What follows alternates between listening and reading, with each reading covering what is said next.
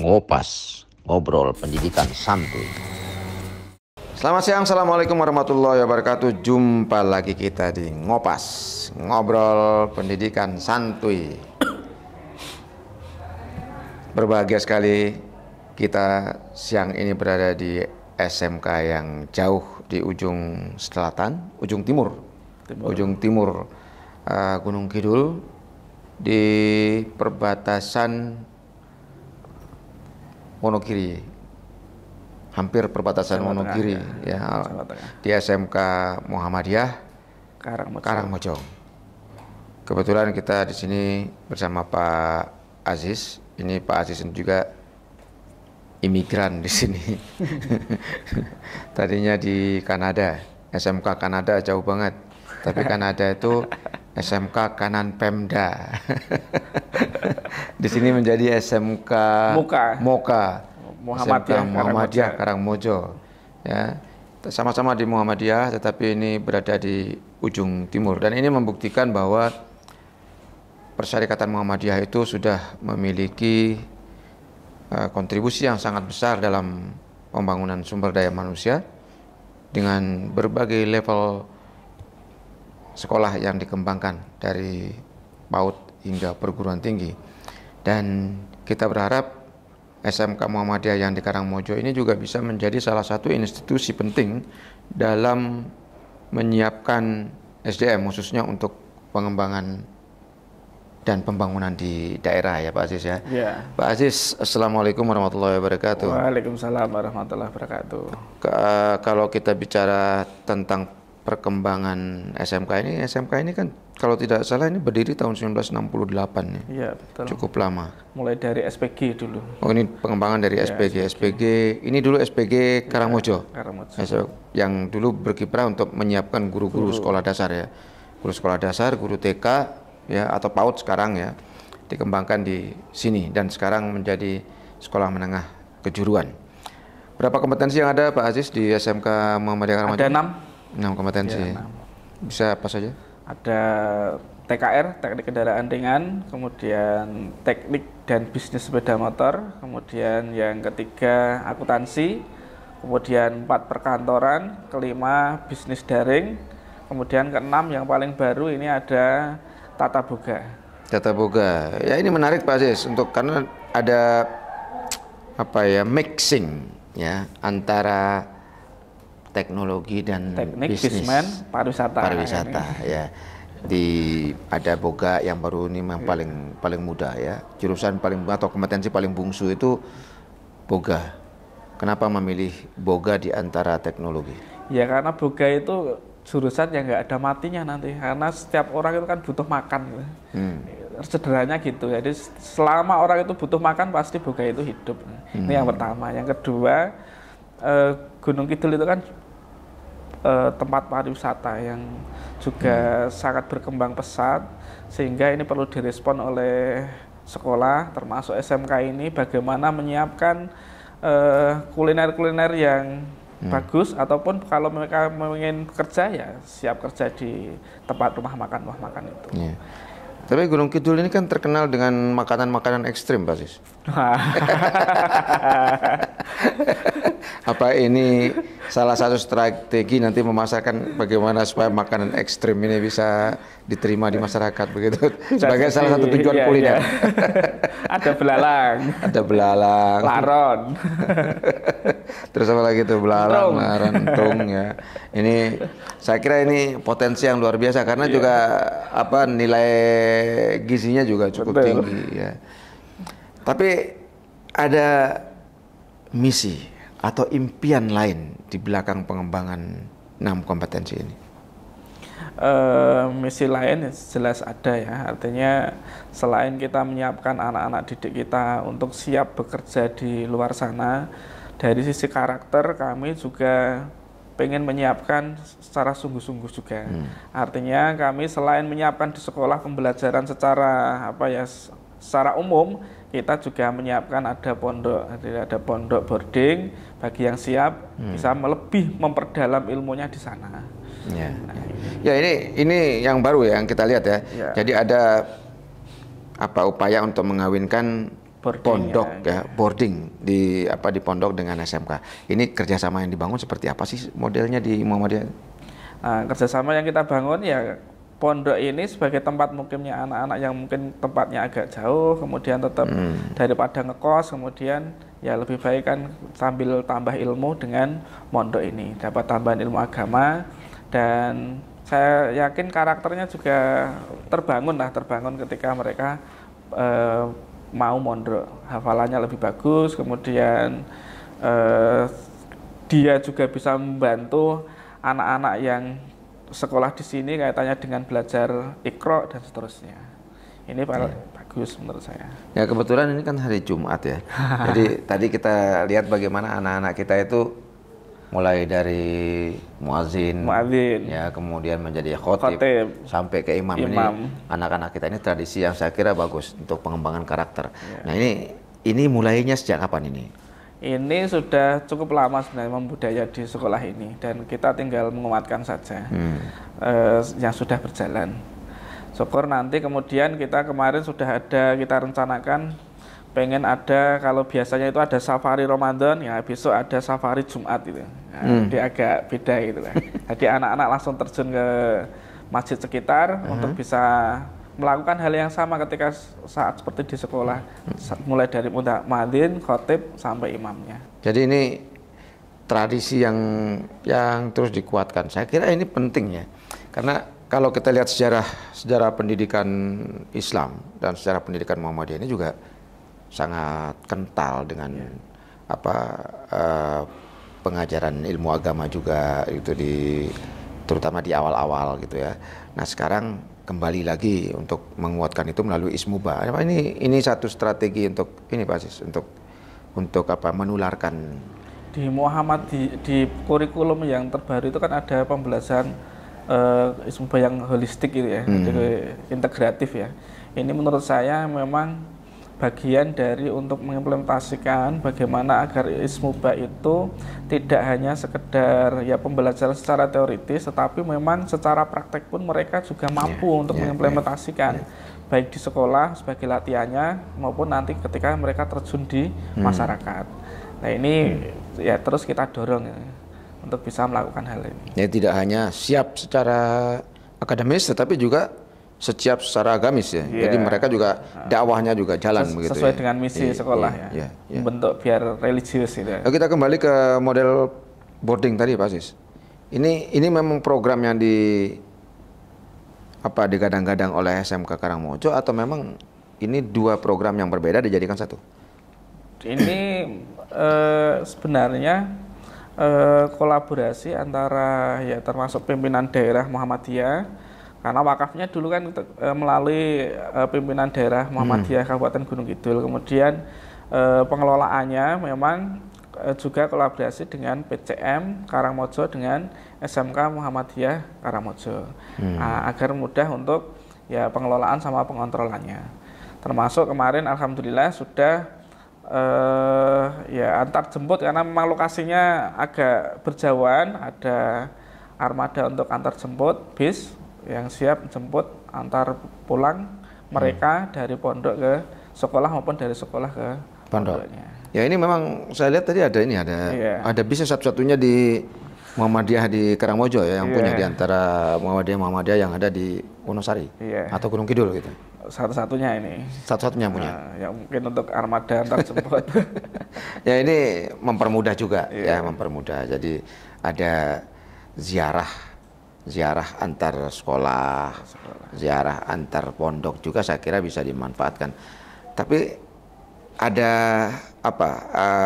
model kerjasama yang dibangun di antara kawan-kawan di SMK Muhammadiyah Karangmojo dengan sekitar Gunung Kidul atau bagaimana? Ya kaitannya dengan untuk operasional dan sebagainya, kita memang juga tetap mengoptimalkan stakeholder yang ada. Tidak mungkin kita mengembangkan termasuk pondok itu kemudian kerja sendiri. Kita tetap ada donatur untuk tetap bisa mengoperasionalkan bus yang ada, kemudian juga operasional ketika di pondoknya ini juga termasuk dari donatur-donatur yang ada. Ya. Sebagian ya, mungkin ini anak-anak juga nggak mampu juga masalahnya. Yang dimasukkan di sini. Iya. Atau mungkin ada kawan-kawan atau orang tua atau masyarakat yang ingin menyekolahkan anaknya sekaligus dengan mondok. Mungkin Pak Aziz bisa sebutkan di sini nama pondoknya atau alamat pondoknya di mana? Gitu. Pondoknya ini kan Darul Mujahidin, jadi pondok pesantren Darul Mujahidin. Nah, ada pondok Darul Mujahidin Putra ini cuman tidak ada 1 kilo dari SMK Muhammadiyah Karangmojo. Kemudian yang Darul Mujahidin Putri, Pondok Putri ini ya mungkin ada sekitar 3 kilo dari lokasi ini. Nah, ini makanya dibutuhkan armada tadi. Ya, itu kayak. Jadi di SMK Karangmojo ini juga terintegrasi dengan SMK Pondok Darul Mujahidin. Nanti Bapak Ibu bisa lihat di alamatnya di bawah ini nanti, sehingga Bapak Ibu yang ingin menyekolahkan anaknya dengan 2 sistem pendidikan ini bisa di sini, ya.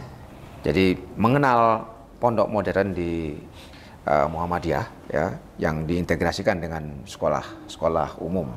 Ya, tidak hanya di SMK, saya kira di SMA juga bisa. Ya, Pak Aziz, kalau kita kembali ke pendidikan SMK, ya, di Karangmojo ini kan cukup tua ya. Kalau tidak salah itu seumuran dengan SMK Kanada yang dulu Pak Aziz di sana. Ada rencana-rencana yang ingin dikembangkan ke depan, misalnya terkait dengan pembinaan kualitas, pengembangan kualitas atau hal-hal yang dibutuhkan untuk pengembangan dakwah Muhammadiyah. Di Muhammadiyah paling tidak kan pengembangannya harus meliputi beberapa hal. Satu, sekolah itu juga sebagai pusat dakwah. Dakwah artinya juga bagaimana kita menganggap bahwa amal usaha Muhammadiyah ini juga sebagai pusat dakwah, termasuk ke anak-anak kita, orang tua anak, dan seterusnya. Kemudian yang kedua adalah pusat keperkaderan. Kalau kita ngader di Muhammadiyah itu juga harus ada pelopor pelangsung penyempurna amal usaha Muhammadiyah. Maka kemudian di IPM, Tapak Suci ataupun HW-nya juga tetap harus kita hidupkan. Kemudian di samping itu juga penanaman secara ideologis ini juga perlu kita tanamkan kepada semua stakeholder yang ada, sehingga pengembangan selain ini juga anak-anak juga harus memiliki peran sosial di masyarakat, sehingga mereka terasa kebermanfaatannya ketika nanti memang saat masih sekolah maupun setelah lulus nanti. Ini secara misi, secara kemuhammadian. Kemudian secara umum kita berharap sekolah ini juga mampu berkompetisi dengan sekolah-sekolah yang lainnya, ataupun nanti juga bisa mengembangkan bayangan kami di lokasi ini yang cukup berbeda dengan sekitar itu nanti di kompetensi keahlian teknik kendaraan ringan. Nah, di mana nanti alatnya insya Allah segera support sesuai dengan standar industri, kemudian termasuk ruang prakteknya, sehingga kalau ingin mencari keunggulan dari sisi jurusan ini ya di teknik kendaraan ringan otomotif SMK Muhammadiyah Karangmojo. Walaupun tidak menutup kemungkinan jurusan-jurusan lain yang sudah lama berkembang juga akan kita kembangkan dengan juga mendekatkan dengan industri, kemudian juga dengan yang lainnya. Ya, ini saya kira menarik ya untuk melihat bagaimana kiprah kawan-kawan ini anak-anak muda di Muhammadiyah untuk mengembangkan pendidikan khususnya di wilayah pelosok. Dan Pak Aziz ini salah satu generasi muda Muhammadiyah yang memiliki kiprah dan semangat yang kuat untuk mengembangkan itu. Maka sebenarnya kalau kita bicara tentang kader Muhammadiyah, maka kader Muhammadiyah ini harus siap ditempatkan di mana saja, di seluruh wilayah Indonesia tentunya. Nah, ini misinya hampir sama dengan misi nasional ya, misi pemerintahan Indonesia kan juga begitu. Sekarang ini anak-anak muda ini harus berani berkiprah, siap ditempatkan di mana saja, menjadi guru di mana saja. Ya, nah di Muhammadiyah juga sama. Ketika diberi amanah untuk mengembangkan sekolah, maka sebagai kader harus siap untuk Bismillah harus jalan. Ya, karena hanya dengan itu, dengan niat yang saya tulus itu Bismillah saya kembangkan. Nah ini yang saya kira penting untuk kita tidak tulus rugi masalahnya. Ya. Oke, Pak Sis, ini saya kira apa namanya hal-hal yang luar biasa yang kita temukan di Muhammadiyah. Nah, kita kembali kepada sekolah, ke sekolah umum nih. Jadi di luar pondok ini tentu ini kan menjadi satu hal yang penting ketika kita bicara tentang kurikulumnya. Nah, bagaimana mengembangkan kurikulum di Muhammadiyah, bagaimana mengawinkannya dengan ismubah untuk pendidikan karakter. Seperti yang saya sebutkan tadi bahwa kurikulum holistik integratif yang dicanangkan di Muhammadiyah itu ya sebenarnya nggak ada bedanya dengan kurikulum merdeka yang ada gitu. Artinya ini memang mix sama di Muhammadiyah itu karakter itu menjadi sesuatu yang penting juga itu artinya untuk menyiapkan generasi emas pada masanya nanti. Kemudian tentunya juga dengan skill keterampilan yang dibutuhkan agar sesuai dengan kebutuhan industri maupun ya kebutuhan peran di masyarakat. Barangkali itu ya. Pak Aziz, ini kalau kita bicara tentang tantangan pendidikan di wilayah perbatasan, wilayah pelosok, desaan itu, tentu kan tingkatan sulitannya itu, tingkat kesulitannya itu pasti bermacam-macam. Nah, kira-kira kalau dalam pandangan Pak Aziz nih, ya kesulitan yang paling berat dalam mengembangkan pendidikan di wilayah perbatasan khususnya SMK itu seperti apa? Ini saya bicaranya di Gunung Kidul saja ya. Artinya memang masing-masing wilayah itu saya yakin punya sesuatu yang beda-beda. Satu tantangan di Gunung Kidul atau mungkin bisa jadi sama dengan yang lain. Anak-anak itu lucunya ketika memilih SMK yang notabene setelah lulus itu kan harapannya kerja gitu ya. Tetapi ketika kita salurkan melalui BKK sekolah dengan berbagai macam industri yang ada itu tidak serta-merta kemudian mereka mau disalurkan. Padahal ini kan apa ya mereka ketika tidak memilih melalui sekolah juga belum tentu melalui saudara, melalui sendiri atau itu juga nggak seperti itu. Kemudian yang kedua ini kan sekolah ini dulu bismen, artinya dari hampir sebagian besar siswanya perempuan. Nah, ketika siswanya perempuan itu memang kedekatan dengan orang tua itu juga semakin besar. Ketika mau agak jauh sedikit, nah, orang tua godeli, pada bahasa Jawa godeli. Nah, ini yang juga perlu penyadaran secara maksimal antara ya dengan siswa maupun dengan termasuk orang tua. Kesulitan dalam penyaluran ya, penyaluran alumninya ya itu.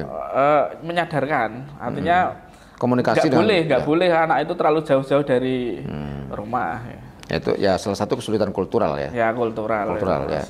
Nah kalau kita bicara tentang kesulitan dalam pengertian sulit, ada apa ya tantangan apa gitu yang paling apa tingkatannya kalau kita lihat misalnya sulitnya itu geografis misalnya anak-anak gitu enggak gitu. Kalau tentang pengembangan sekolah itu sendiri misalnya ada persaingan yang kuat di antara SMK-SMK yang ada misalnya di sekitarnya kalau ada. Ya kalau tantangan ya jelas ya antara sekolah satu dengan yang lainnya tentunya juga masing-masing berkompetisi sesuai dengan ya berfastabikul khairat lah, berlomba-lomba dalam kebaikan untuk ya bagaimana menarik masyarakat agar mencintai sekolah itu. Jadi ini yang perlu kita termasuk ya artinya kepuasan pelanggan, kepuasan siswa ketika menentukan pilihan di sekolah itu memang perlu kita perhatikan. Bagaimana sekolah itu tidak terlalu kaku dalam mendidik anak, kemudian juga karena memang anak sekarang berpikirnya karena sudah berbeda ya zamannya dengan waktu itu.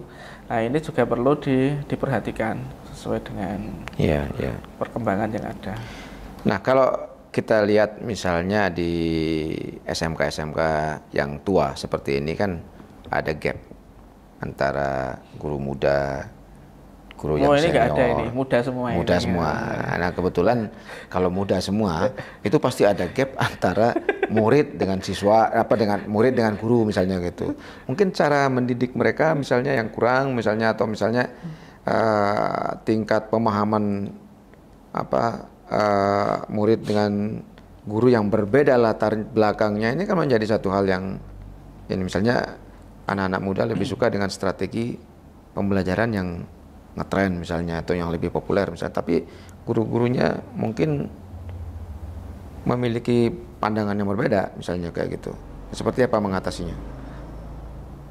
Tentunya ini dengan jadi ya melalui workshop dengan Bapak Ibu guru, sehingga mereka juga mengetahui perkembangan anak secara psikologis, bagaimana kemudian mengajar mereka sesuai dengan metode yang tepat, sehingga dengan metode yang tepat ini ada kesesuaian, ada ya tidak ada penolakan dari anak ketika menerima materi pembelajaran yang ada. Dan saya yakin ini karena rata-rata sebagian besar guru SMK Muhammadiyah Karangmojo itu adalah di usia 90-an, tahun kelahiran itu 90-an, sehingga mereka lebih mudah lah menyesuaikan dengan teknologi, dengan gaya mereka, sehingga semoga ya bisa lebih masuk lah kaitannya dengan ketika mereka memberikan pembelajaran kepada. Kalau literasi digital kira-kira seperti apa di sini, Pak? Literasi digital ini diantaranya kita di Perpus itu juga ada beberapa komputer yang siap digunakan untuk anak-anak kita. Kemudian kita juga menggunakan aplikasi ketika ujian, ketika mengumpulkan tugas dan sebagainya, sehingga mereka juga melek teknologi. Sahabat Ristan dan para pemerhati SMK di seluruh Indonesia, apa yang dilakukan oleh kawan-kawan kita di sini di SMK Muhammadiyah Karangmojo saya kira patut kita apresiasi, karena ini satu terobosan baru yang saya kira juga menjadi hal yang sama-sama terus kita kembangkan. Pak Aziz, sebelum kita tutup pembicaraan kita, mungkin Pak Aziz ada saran atau ada hal-hal yang ingin disampaikan terkait dengan bagaimana mengembangkan atau memperkuat jaringan Muhammadiyah, jaringan sekolah-sekolah Muhammadiyah dengan industri atau dengan sama SMK Muhammadiyah atau sekolah-sekolah Muhammadiyah yang ada di bawah perserikatan. Saya pikir memberikan best practice ya, baik best practice secara kepemimpinan, bagaimana mengelola sekolah, best practice bagaimana mengelola siswa, best practice bagaimana ya melakukan proses pembelajaran yang tepat buat anak-anak kita. Ini sangat diperlukan sharing-sharing antar sekolah Muhammadiyah maupun sekolah ya lintas yayasan lah. Saya pikir juga yang bagus seperti itu. Barangkali itu. Oke sahabat, kita akan jumpa lagi di Ngopas berikutnya dengan topik yang tidak kalah menarik. Sampai jumpa di Ngopas yang akan datang. Assalamualaikum warahmatullahi wabarakatuh. Waalaikumsalam warahmatullahi wabarakatuh. Ngopas, ngobrol pendidikan santuy.